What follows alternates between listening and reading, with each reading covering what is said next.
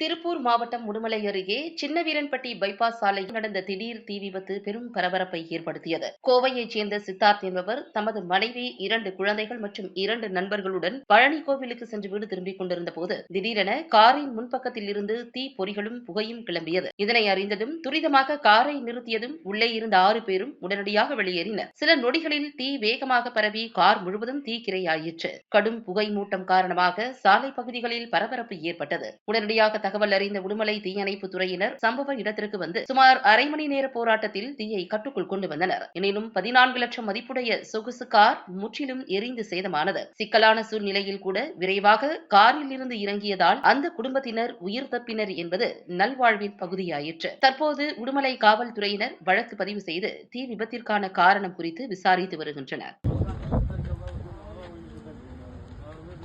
Renault dust இருக்காது. நம்ம கஸ்டமரா?